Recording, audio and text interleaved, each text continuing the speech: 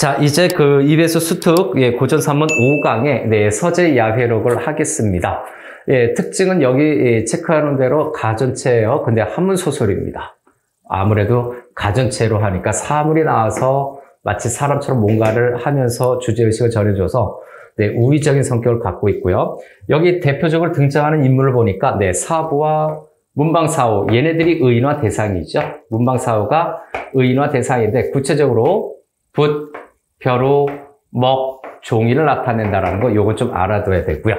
그 다음 여기 또 삽입시가 있네요. 삽입시가 어떤 그 시적 상황, 그 다음에 인물과 관련된 심리 등을 드러내고 있는데 어떤 내용인지는 삽입시 부분에서 직접 확인하는 걸로 하겠습니다. 자, 첫 번째 의미상 내용을 좀 끊었는데 삽입시 전까지 사대부에 관련된 내용이 나오고 있습니다. 사부가 있었다라고 바로 얘기 나오거든요. 그래서 사부 동그라미 들어가시죠. 사부가 곧 사대부예요. 벼슬하지 않은 선비를 얘기하는 건데 생명은 생략하고 적지 않는다. 사부에 대해서 어떻습니까? 익명성으로 이야기하고 있네요. 익명성. 옛것을 좋아하고 해서 그 사부의 특징을 얘기하고 있죠. 그래서 옛것을 좋아하고 실에 차 있으며 세상으로 배척당했다. 세상으로부터 배척당했다. 밑줄 익명성 플러스 현재 상황이죠. 현재 상황을 어떻게 직접 제시하고 있죠. 배척당했대요. 직접 제시하고 있다. 배척당했다. 세모치고요. 가세가 비록 운색해도 뜬만은 크고 넓었고 일찍이 달산촌에 별채를 지은 적이 있는데 문을 닫아 걸고 왕래를 끊고는 오직 책만을 즐겼다. 밑줄. 자, 그래서 오직 책만을 즐겼다라고 하는 그 부분에서는 세상과의 단절이겠죠. 세상과의 단절이 있으면서 또 뭡니까? 책을 즐겼다. 학문 수양을 하고 있는 모습으로 나타나고 있습니다. 그렇구나.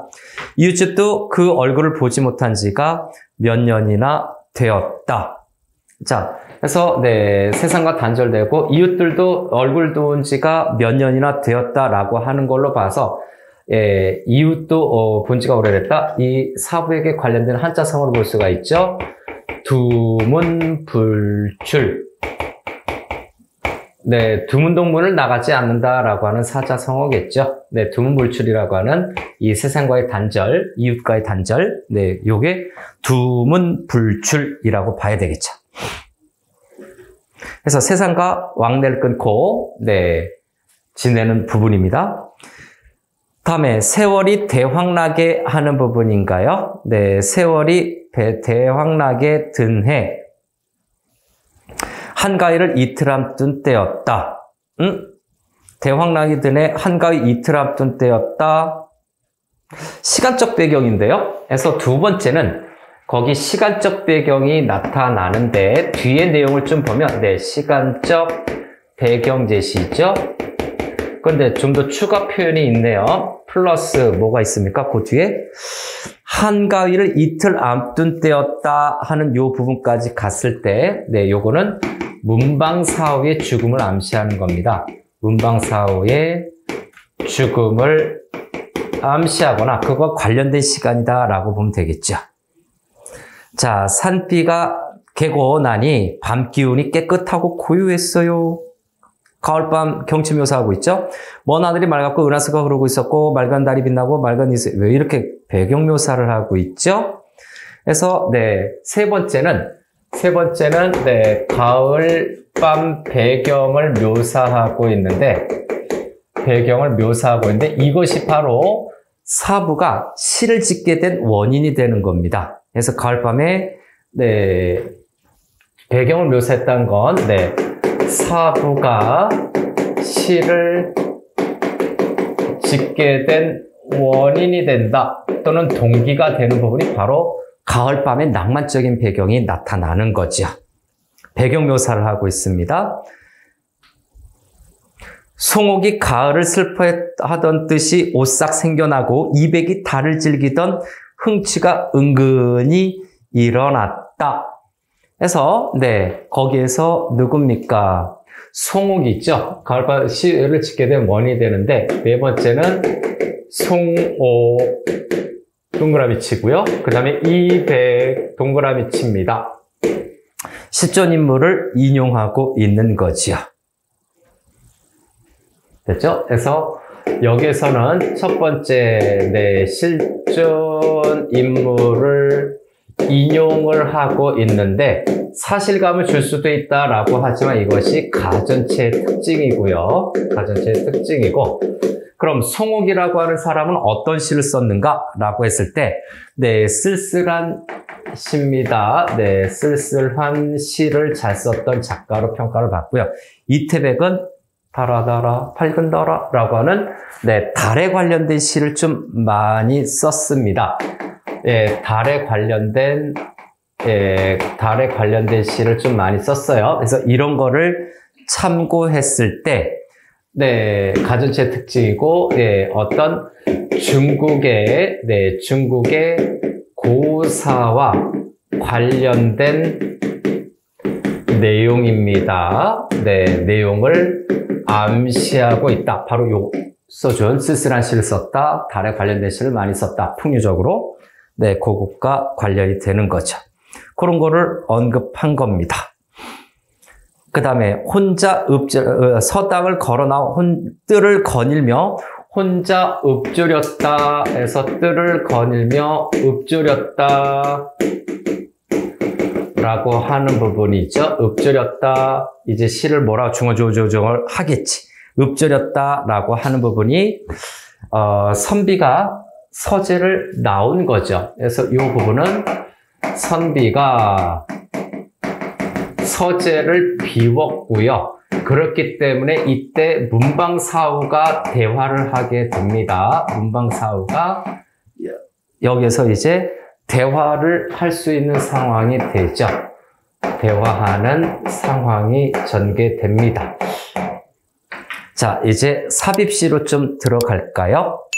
그래서 삽입시를 두 번째 내용으로 좀 끊을게요. 여기에서 편의상 나눈 겁니다.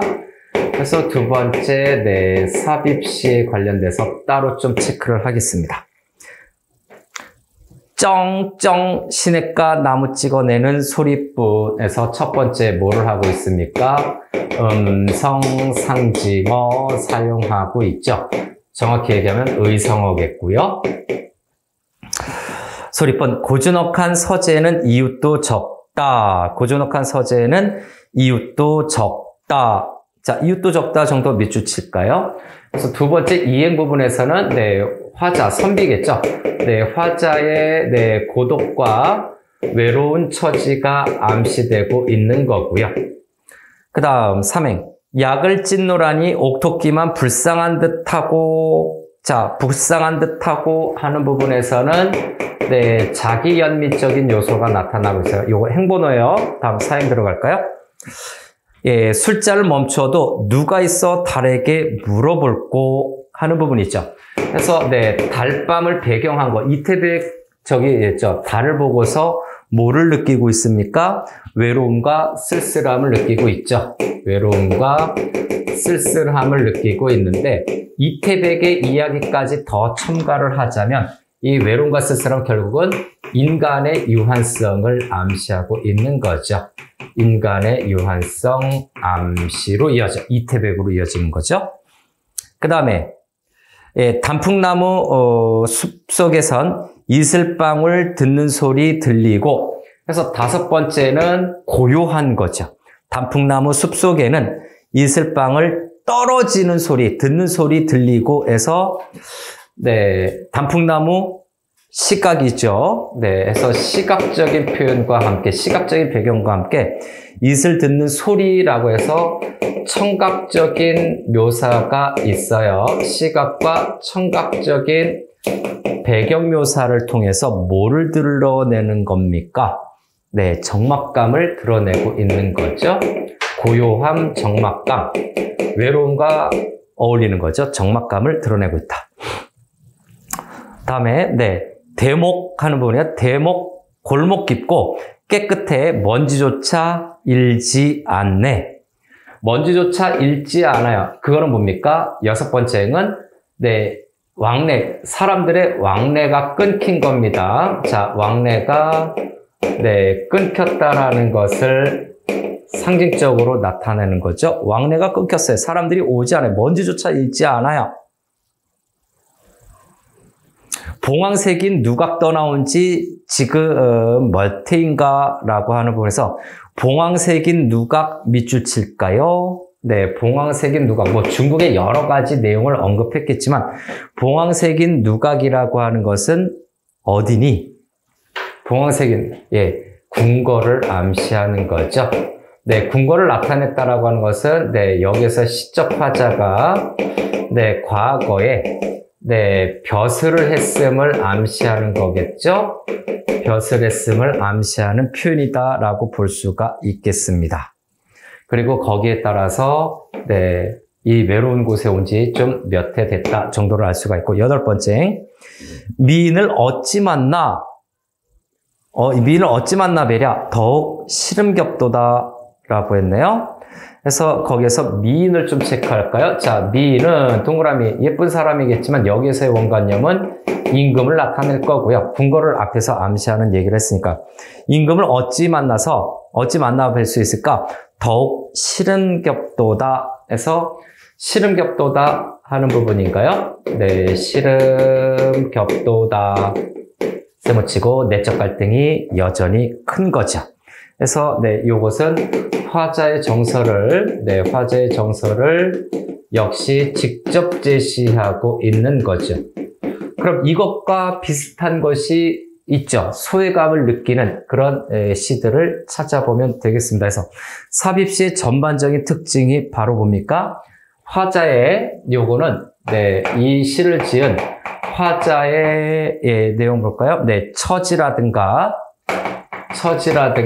네, 상황을 압축적으로 제시하고 있는 거죠. 압축적으로 제시하고 있다. 과거 상황과 지금 현재 외로운 상황까지 압축적으로 제시하고 있다. 그 다음에 여기서 보면 네, 시각이라든가 청각이라고 하는 네, 감각적인 표현, 이런 음성 상징어라든가 시각적인 이미지, 청각적인 이미지를 통해서 감각적인 표현들을 사용하고 있구나. 이 정도는 기본으로 알 수가 있죠. 그리고 여기서 느껴지는 정서는 뭡니까? 외로움이라든가 쓸쓸함, 그 다음에 네, 고독, 네, 같은 말이죠. 이런 것들. 네, 외로워. 이 얘기하는 거죠. 그래서 삽입시를 편의상 두 번째로 좀 나눴고요. 그래서 말을 마치고 마음 슬피 탄식하기를 서너 차례 하였더니 도저히 잠을 이룰 수가 없었다. 그죠? 네, 그래서 도저히 잠을 이룰 수가 없었다. 자, 이룰 수 없음. 여러 가지 해석이 가능한 부분이에요. 일단 외로움이 사무쳐서 내적 갈등이 심했으니까 요거는 전전반측이라고 하는 한자 성어를 집어넣을 수가 있고요. 그 다음 두 번째는 이렇게 잠을 못 잤기 때문에 문방사와 대화할 수 있는 상황이 만들어지는 거죠. 그죠? 그래서 요거는 문방사우, 붓, 벼로, 먹종이죠. 문방사우와 대화하게 되는 또 계기가 돼요.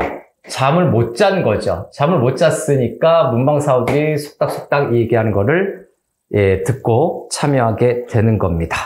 전혀 인적은 없었어요. 자, 여기까지가 두 번째로 좀 끊을게요. 여기까지가 잠을 못 잔 거예요. 시를 짓고 잠을 못 자야 내적 갈등이 너무 깊었던 거죠. 외로움이 컸던 거죠.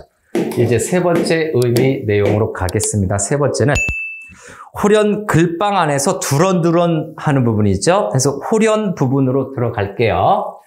호련 하는 그 부분에서 두런두런 얘기를 듣게 됩니다. 그래서 흰옷이 말했다 전이죠. 그래서 네, 글방에, 요 세 번째는 네, 글방에서 뭐라고 표현하고 있나요? 네 사람이, 네 물개라고 되어 있나요? 자, 글방에서 보니까 네 사람이 둘러앉았다. 네 사람이 대화 나눈 것을 발견한대요. 네 사람의 어떤 대화하는 모습을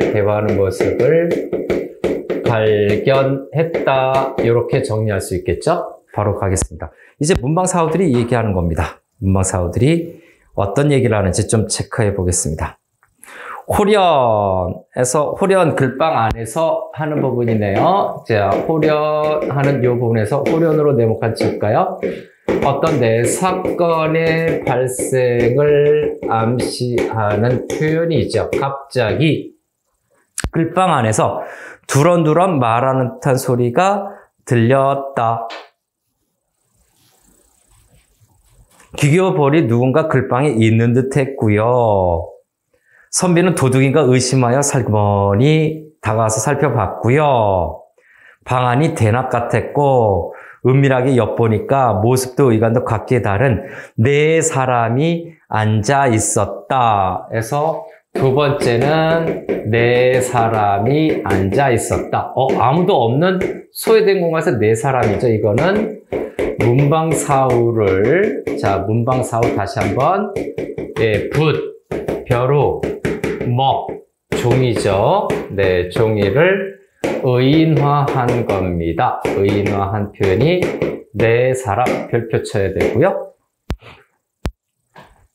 그중 한 사람은 까만 비단 옷을 입었대요. 와, 그죠? 그래서 요게 꿈과 현실이 좀 애매모호하기는 하네요. 이거 환상이잖아요. 어쨌든 그거 좀 나중에 평가를 하고. 그래서 이 글방의 공간적인 의미가 무엇인지 좀 이따 체크할까요? 그중 한 사람 부분으로 갑니다.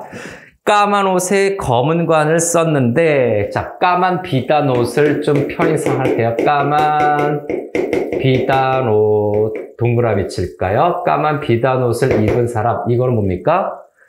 먹을 의인화한 거겠죠? 아니면 벼루를 의인화하겠죠? 검정색이니까. 그래서 까만 비단 옷은 여기에서 벼루를 의인화한 겁니다. 벼루를 의인화했다. 벼루예요. 원관념 벼루예요. 까만 비단옷. 구분만 잘하면 됩니다. 검은 관을 썼는데 중후하고 꾸밈이 적었으며 가장 연장자였다.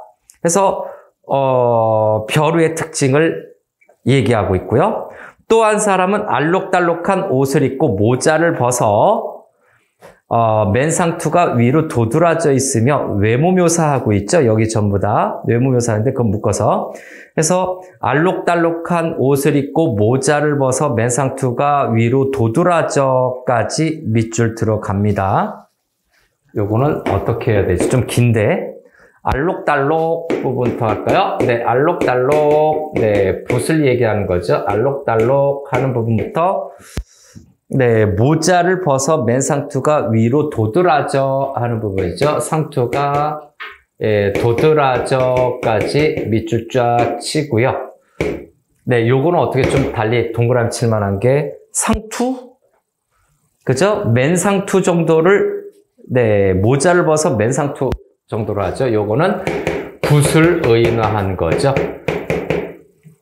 붓을 의인화한 겁니다. 붓이 언급이 되고 있고. 다음 다섯 번째. 아직 두 명 더 남았네. 기품이 심히 날카로웠다. 또 한 사람은 흰 옷에 관건을 썼으며 용모가 백옥같이 희고. 그래서 요거는 뭐라고 하지? 네, 흰 옷에 관건인가요? 네, 흰 옷에 관건을 입었으며 하는 그 부분이죠. 쭉 가서 네, 관건을 썼으며 하는 여기까지만 하면 되네요. 관건까지만 하면 되겠네요. 그래서 요거는 흰옷이니까 종이 아닐까? 그죠? 그래서 종이를 의인화한 거죠. 그래서 요거는 네, 종이를 의인화한 것으로 봐야 되겠죠. 그래서 벼루, 붓, 종이. 이제 뭐 나오나? 먹 남았네요. 먹은 어떻게 됩니까? 또 한 사람은 검은 옷, 검은 모자예요. 검은 옷, 검은 모자 밑줄 들어갈까요? 네, 검은 옷, 네, 검은 모자. 네, 까만 비단 옷하고 조심해야 되죠. 그래서 요거 전부 다 흰 옷 동그라미, 검은 옷 동그라미 이렇게 대표 키워드는 좀 해두고 여기가 좀 그렇죠. 그래서 요거는 먹을 의인화한 겁니다. 먹을 의인화한 거고 여기는 네, 세 번째, 네 번째, 다섯 번째, 여섯 번째는 여기 요 표현들. 여기는 어떤 대상의 네, 대상의 외모를 묘사해서 네, 인물의 특징을 간접적으로 제시해주고 있다. 전체적으로 묘사하고 있는 부분이야. 용모가 배꼽같이, 그 다음에 검은 모자까지 해서 인물의 그 모습들을 나타내고 있는 겁니다. 극히 못생기고 짭짤막했다. 달아서 없어진 거죠. 먹은요.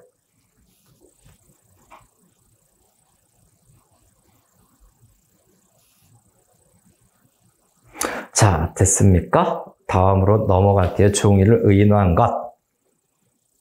이제 다음 내용으로 또 넘어가서 뭐가 있는지 체크합니다. 네 사람이 서로 말하기를 하는 부분으로 볼까요? 그래서 네 사람이 서로 말하기를 누가 능히 없음을 몸뚱이 삼아 삶을 거짓으로 삼고 죽음을 참으로 삼을 수 있을까?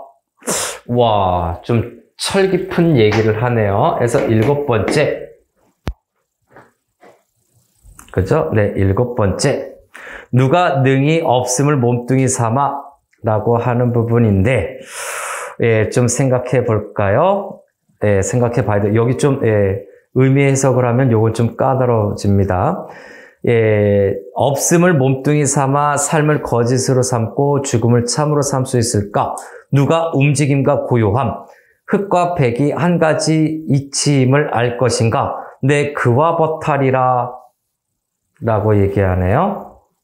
그래서 첫 번째, 삶을 거짓으로 삼고 죽음을 참으로 삼을 수 밑줄 들어갑니다. 삶과 죽음에 연연해하지 않는 거죠. 그죠? 네. 삶과 죽음에 연연해하지 않는 겁니다. 그래서 첫 번째 내용은, 네. 삶과 죽음에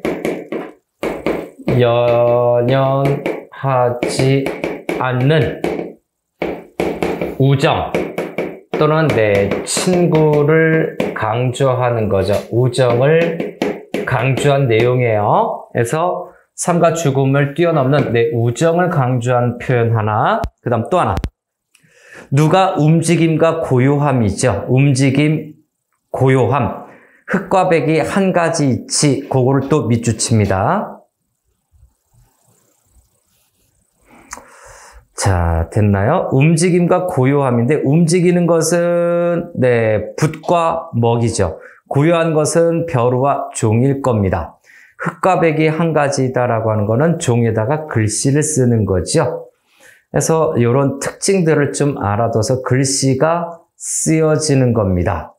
네 사람이 서로를 바라보면서 웃으며 이야기하는 그 부분으로 가서 두 번째는 자, 움직임 먼저 할까요? 네, 움직임의 대상은 붓과 먹입니다. 네, 그래야 슥슥슥 먹도 갈아지고 그 다음에 붓이 움직여서 글씨를 쓰는 거죠. 그 다음에 고요함이니 네, 움직임과 고요함 요거를 좀 구분해야 되겠네요. 그 대상을 고요함은 네, 종이와 벼루이겠고요. 종이와 벼루이고 자, 흙과 백이 한 가지 이치라고 되어 있나요? 한 줄 더 들어가야 되나요? 네, 흙과 백이 한 가지 이치라고 하는 것은 이 네 사람이 어울려서 문방사우가 어울리는 거죠. 네 사람보다는 문방사우로 하죠. 문방사우가 어우러져서 글씨를 쓴다라는 의미로 봐야 될 거예요. 그래야 글씨가 써지고 의미가 전달이 된다라고 체크할 수가 있고요. 자, 대화 그 부분은 좀 어려움이 있어서 좀 체크를 했어요. 자, 사여 뇌라면 충분히 막역한 벗이 될 만하지 해서 친구가 될 만한 사람을 이야기하고 있네요. 그래서 네, 서로 친밀한 관계인데 아무튼 그런 사람들과 친구를 할 수 있다. 네, 그와 버탈이라 해서 그죠? 바로 요 부분. 네, 요 두 내용 부분에서 이 사람과 벗을 하겠노라고 얘기를 하고 있는 거죠. 그런데 그 벗이 바로 예, 문방사우다라고 얘기하고 싶은 거고.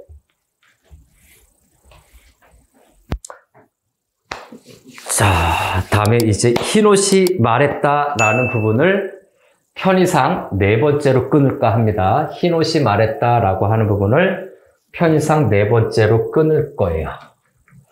자, 누가 두런두런 얘기를 하는 걸 들었는데 저런 사람과 벗을 할 수 있다라고 했고, 네 번째 이제 흰옷이 종이가 이야기하는 거죠. 흰옷이 이야기했다. 그죠? 네, 하는 부분인데, 요 흰옷이 어쩌고저쩌고 얘기하는 것은 그 네 사람이죠. 네 사람이, 네, 주인을 떠날 날이 얼마 안 남았음을 슬퍼하는 거죠. 그래서 머지않았음을 떠날 날을, 네, 굉장히 슬퍼하는 내용이에요. 그래서 내용 나눈 겁니다. 저거를 친구를 하겠노라 라고 하는 내용이고, 네 사람이라고 하는 것은 당연히 문방사우들이 이제 자신들이 주인을 떠나야 될 때를 알고 있는 거죠. 떠나야 할 때를 아는 거죠. 흰옷이 말했다라고 하는 부분부터 체크할게요. 흰옷은 뭐라고? 종이었죠. 그래서 종이가 먼저 얘기합니다. 그래서 흰옷, 종이를 의인화한 거예요. 네, 이렇게 체크해 봅시다. 이제 의인화까지는 빼버리고. 오늘 밤 주인이 안 계시다고 우리가 방을 독차지해서 즐기는 것이 너무 교만하지 않은가? 자, 벗은 모자인가요?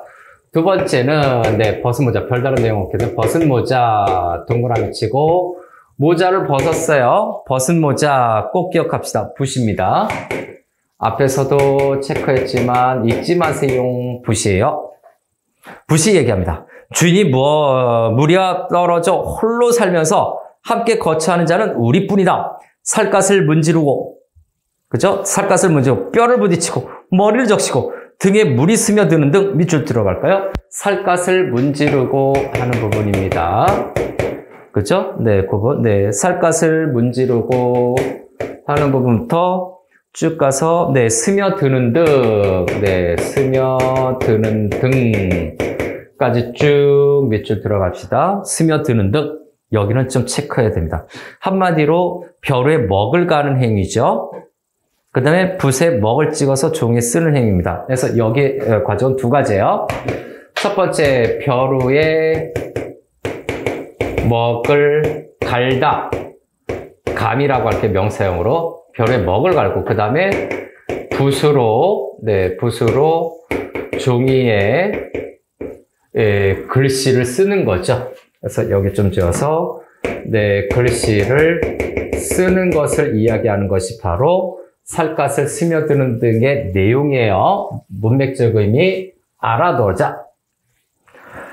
그 다음에 살갗에 스며들고, 나는 노둔하다는 놀림을 받았고 자네는 경박하다는 꾸지람을 들었네. 저 사람은 운명이 다하고 이 사람 또한 흠결이 생겼다. 그래서 나는 노둔하다라고 하는 것은 누가 얘기했습니까? 벗은모자니까 붓이겠죠. 그래서 네 번째 노둔함 좀 체크해 볼까요? 네, 노둔하다라고 했고 노둔함 네 밑줄 쳐놓고 늙어서 둔해지다라는 뜻인데 이것은 네, 붓의 모필, 털이라고 하면 좀 경박하잖아요. 그래서 붓의 모필이 짧아진 겁니다. 모자람 이렇게 할까요? 붓이 너무 많이 써서 닳고 닳아가지고 짧아진 거예요. 그것이 네, 모자라게 됐다라고 하는 거고 노둔한 놀림받았고 자네는 경박하다라고 그랬는데 자네는 누굽니까? 네, 자네는 네, 경박하다라고 되어 있나요? 경박하다는 자, 경박하다는 요 부분인데 자네는 누구다? 종이죠? 네, 이건 종이의 어떤 겁니까? 네, 종이의 글씨가 훤히 노출되는 것을 이야기하는 거죠. 환하게 그냥 비춰버리는 거예요. 그래서 좀 뭐라 그럴까? 퀄리티가 좀 떨어지는 종이라는 뜻이겠죠? 네, 종이가 많이 사갔다는 뜻으로 생각하면 됩니다. 저 사람은 운명이 다하고 이 사람은 또한 흠결이 생겼다. 그래서 저 사람, 이 사람 모두 다 밑줄 쳐놓고 저 사람, 이 사람 문방사우를 이야기를 하는데 저 사람은 운명이 다했다라고 하는 것은 저 사람 누구입니까? 먹이겠죠. 자, 요건 먹이고 이 사람은 벼루일 거예요. 이 사람은 어떻게 된다고? 네, 흠결, 막 갈라지고 그런 거죠. 주인과 함께 거처하는 때가 얼마나 더 되겠는가? 밑줄 들어갈까요? 주인과 함께 거처한 때가 얼마나 더 되겠는가? 그래서 얼마나 더 되겠는가 하는 부분도 따로 밑줄 들어갑니다. 되겠는가? 라고 하는 것은 자신들의 수명이 다했다는 얘기죠. 그래서 요거는 문방사후에 수명이 다 됐다라는 의미로 해석을 하면 되겠습니다. 그래서 이제 곧 주인과 헤어진다라는 것을 암시하는 내용이죠.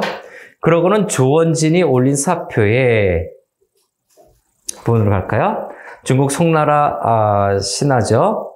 네, 임금님에게 감사하는 글을 올리는 글에서 흰머리 늙은이 어디로 갈고 일편단심이나 쓰러지지 않으리라는 구절을 읊으면서 몇 차례 오열하는, 밑줄 들어갈까요? 몇 차례 오열하는 부분입니다.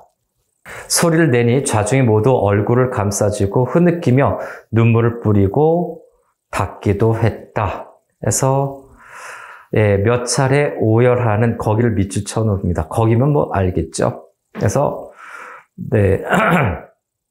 거기에서 헤어질 슬픔이겠죠. 수명이 다 됐고 오열한다라는 것, 슬프게 우는 거죠. 오열하는 이 부분에서는 이제 자신들이 떠나가야 되는 것을 아는 거죠. 그래서 헤어지는 아쉬움과 슬픔을 이야기하는 겁니다.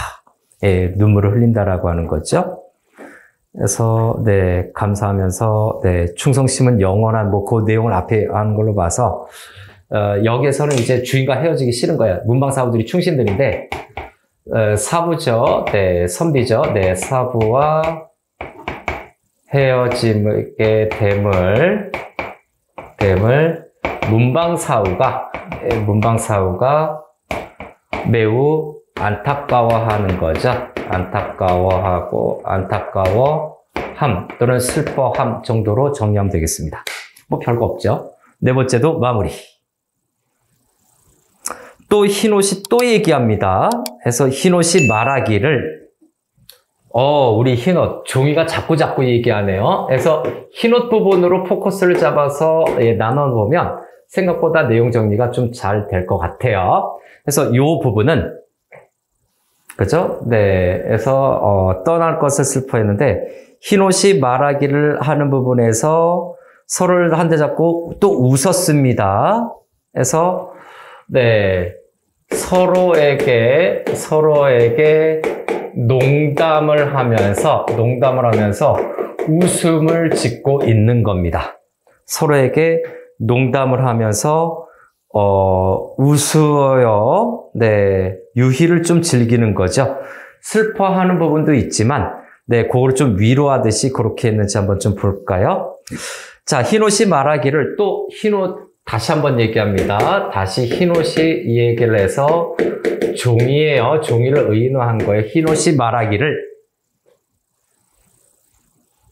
한갓 남녘관을 쓴 초나라 포로처럼 사자에서 눈물만 흘리고 있으니 무엇으로 회포를 달랠 것인가?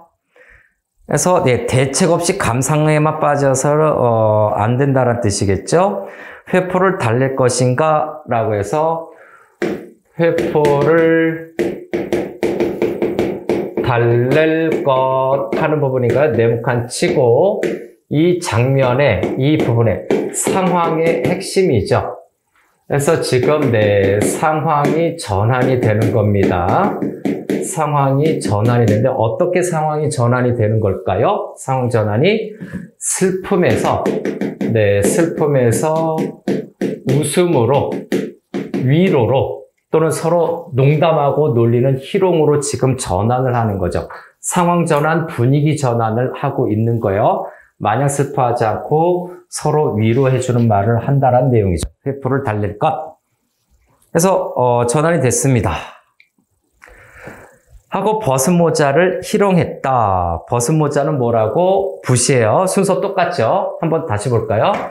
그래서 벗은 모자 다시 한번 써보세요. 벗은 모자, 붓이에요. 앞에서 있었던 거랑 흐름이 똑같죠. 그래서 이렇게 끊어놓으면 순서 흐름이 흰 옷, 벗은 모자, 그 다음에 붓, 벼루 이런 식으로 갈 거예요. 그랬더니 자네는 검은 머리이면서 흰 머리라 말하고 속이 비어있으면서 단심이라 일컬으니 되겠는가? 됐습니다. 벗은 모자, 붓을 희롱했는데 벗은 모자의 특징이 뭐라고요? 외모 묘사를 하고 있죠. 그래서 벗은 모자의 외모상 특징을 들어서 희롱했다, 웃긴 말을 했다는 내용이죠. 그래서 웃긴 말을 하고 있다. 그죠? 그래서 벗은 모자, 붓의 특징을 이야기하고 있습니다. 흰 옷이 종이가 붓을 놀리는 거죠. 그래서 외모상 특징으로서 농담을 하는 건데, 종이가 붓에게 농담을 한 거예요. 이 농담한 것을 희롱이라고도 얘기합니다.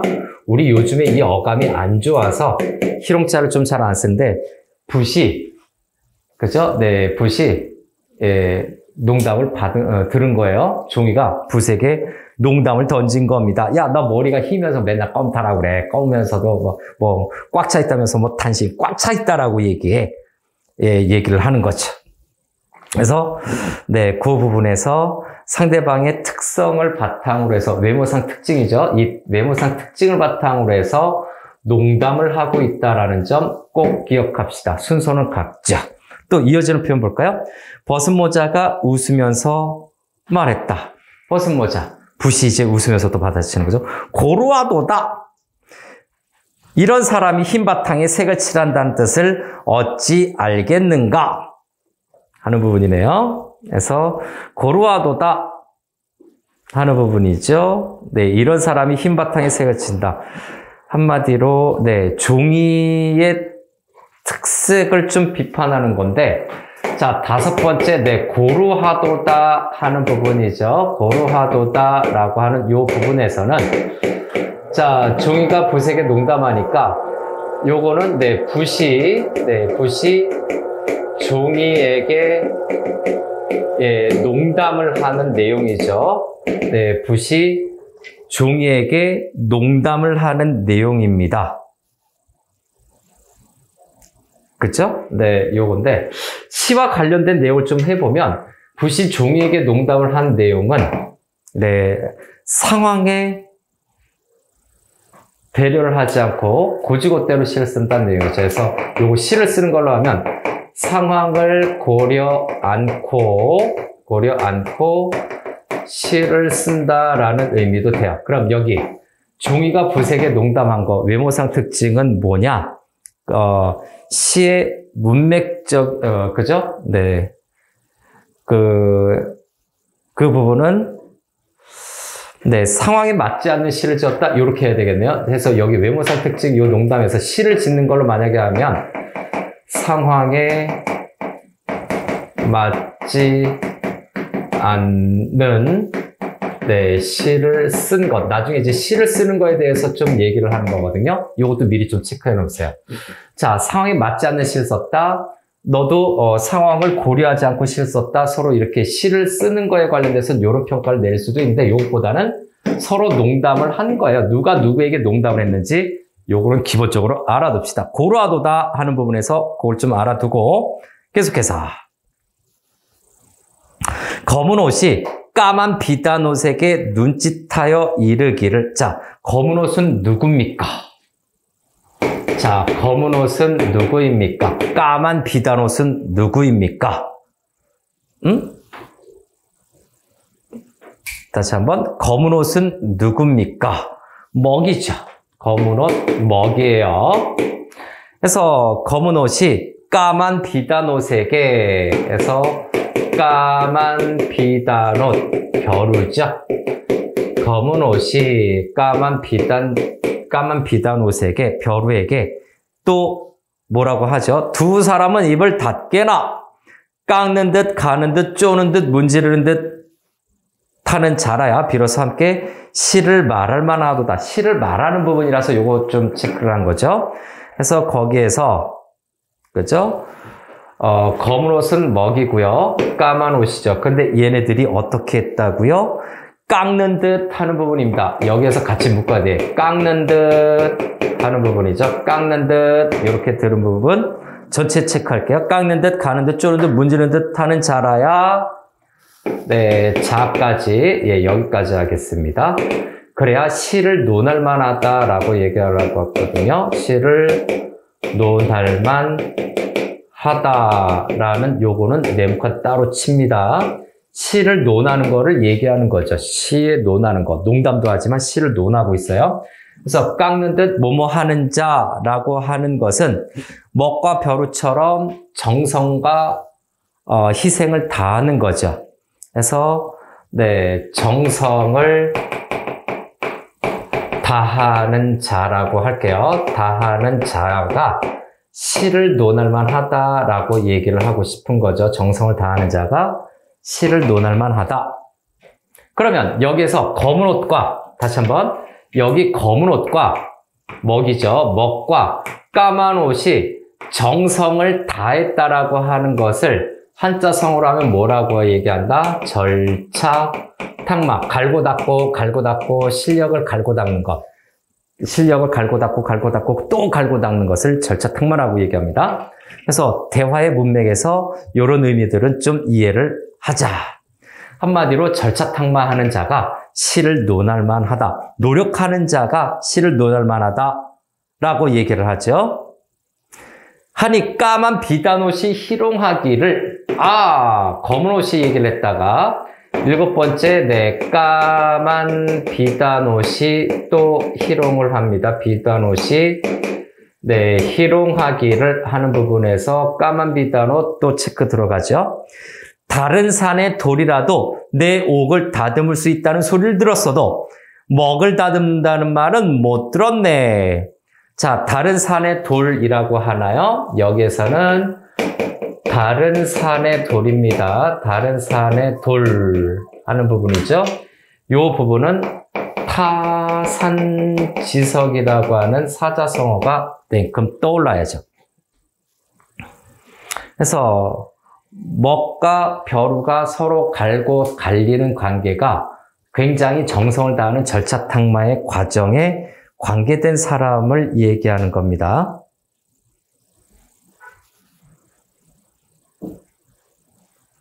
자, 됐나요?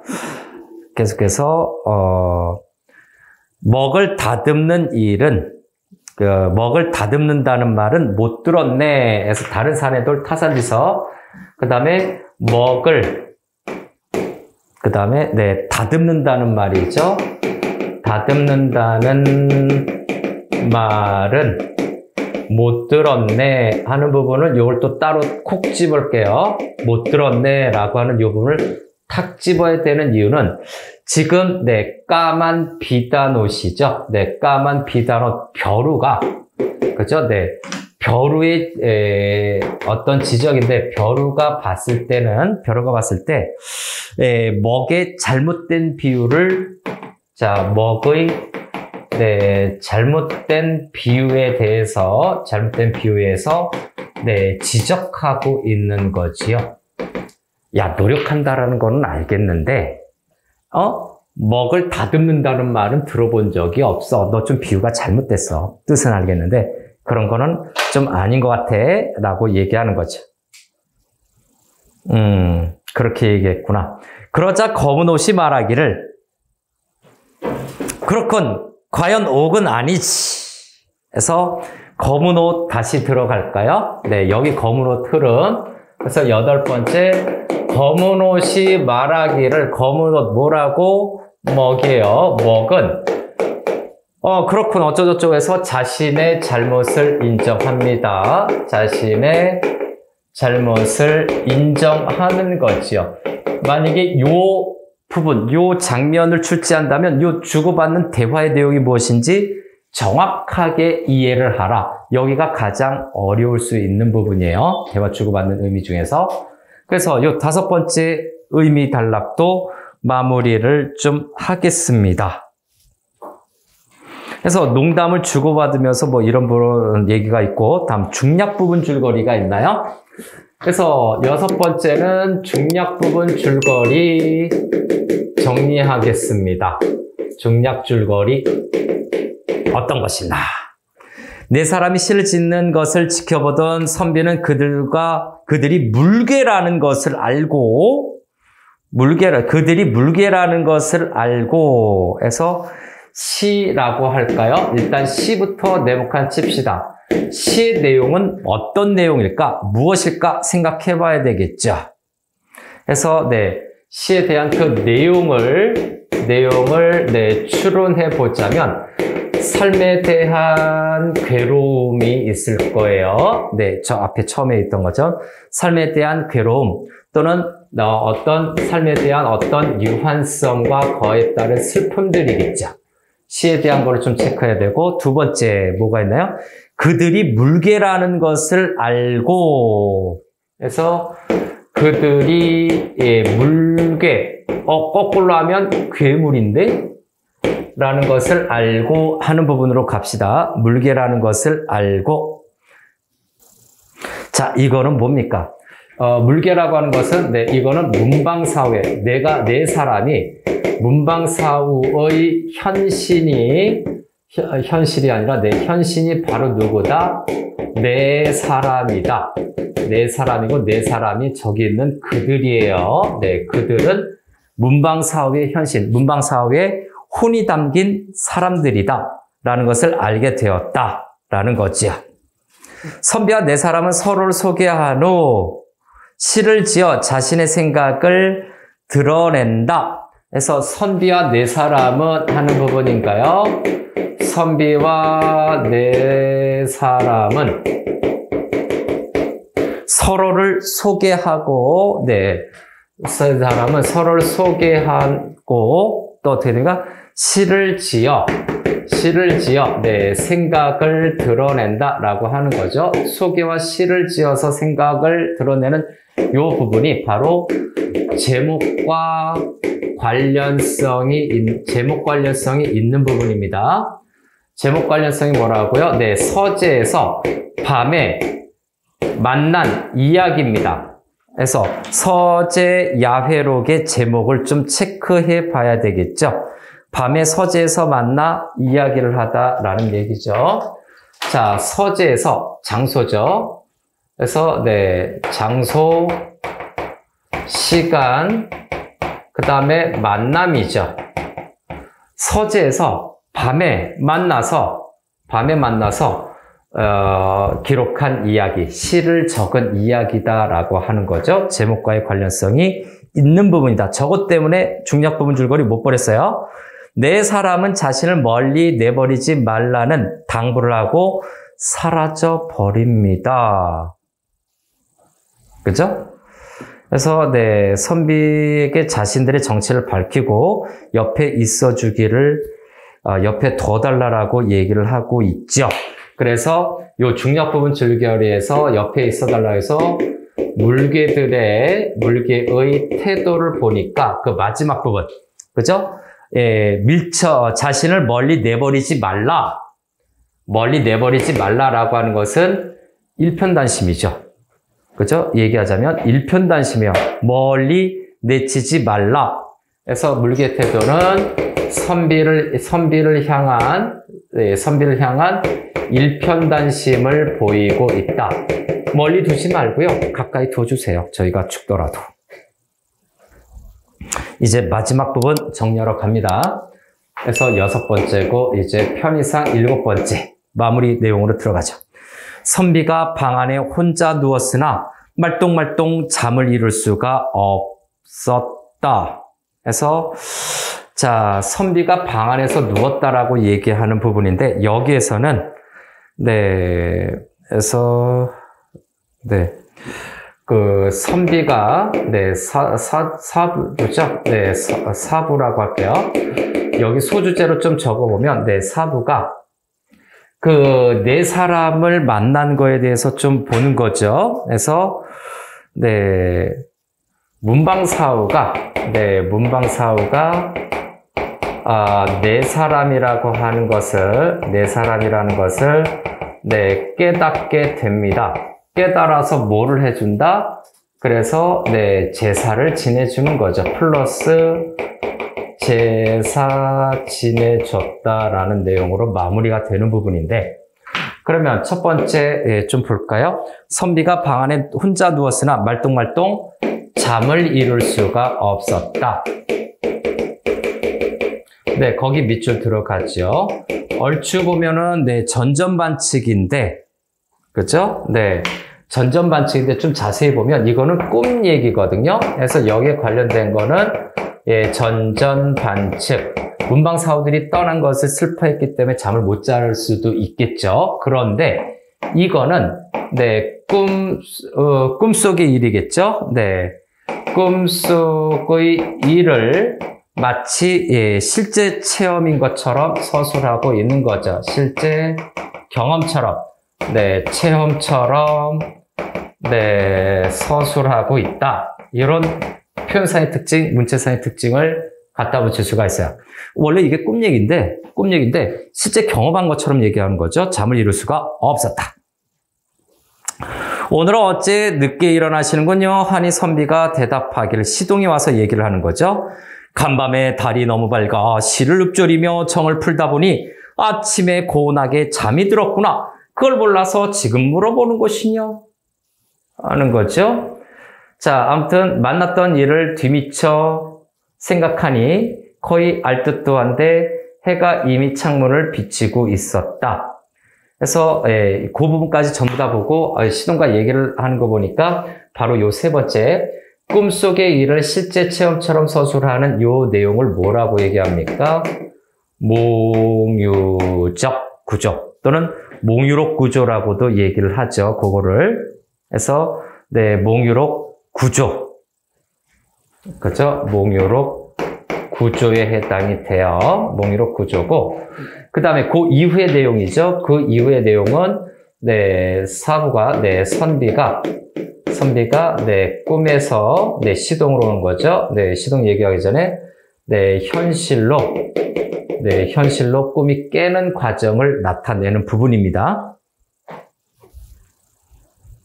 그렇죠? 창문을 비치고 있었다라고 하는 부분입니다. 뒤미쳐 생각하니 거의 알 듯도 한데 이미 해가 창을 비치고 있었다. 해가 창을 비추고 있었다라고 하는 이 부분이죠. 시간이 많이 흘러간 거예요. 그래서 꿈을 꿨다가 늦게 일어났다는 뜻이겠죠. 그 다음에 하고는 일어나 방 안에 붓, 벼루, 종이, 먹을 살펴보았다. 그 부분으로 갈게요. 그래서 일어나 방 안에 이제 직접 확인하는 겁니다. 붓, 벼루, 먹, 종이를 일단 확인하는 거죠. 물개를 확인하는 거죠. 물개들을 확인하는 겁니다. 붓, 벼루, 먹, 종이를 확인하는 그 부분으로 갈게요. 어떻게 됐는지 한번 내용 볼까요? 확인해보고.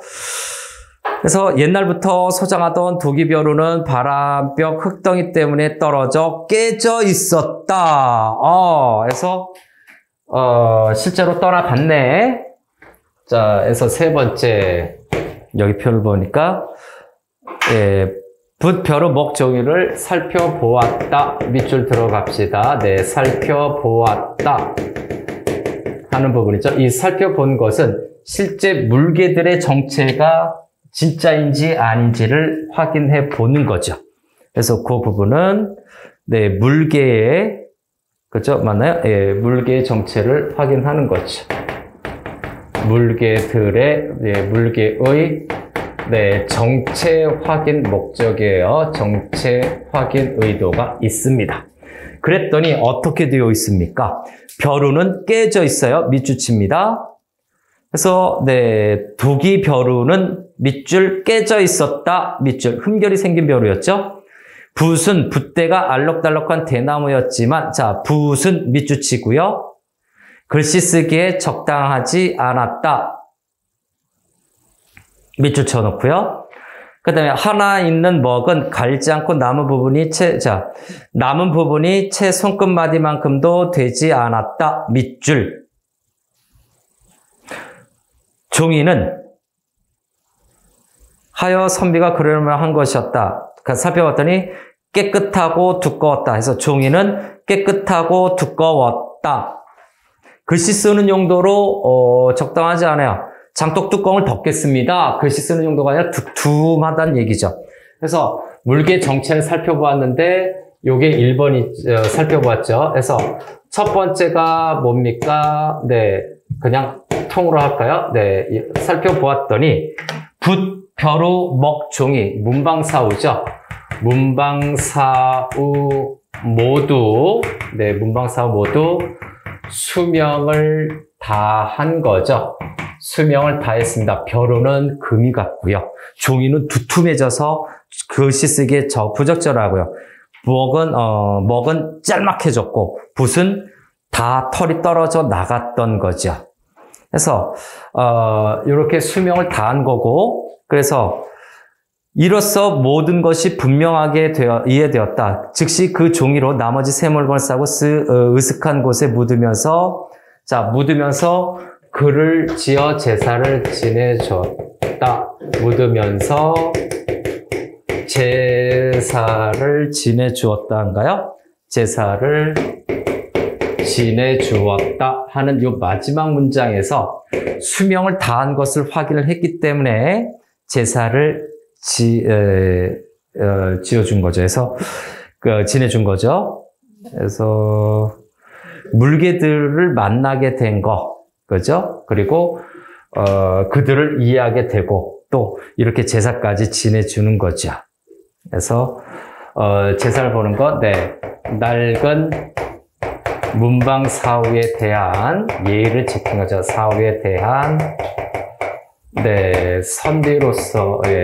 선비로서의 어떤 예의를 다 한 겁니다. 그죠? 그래서 예의를 갖춘 거고요. 수명을 다한 이 부분에서 표현사의 특징은 열거법입니다. 그래서 열거법.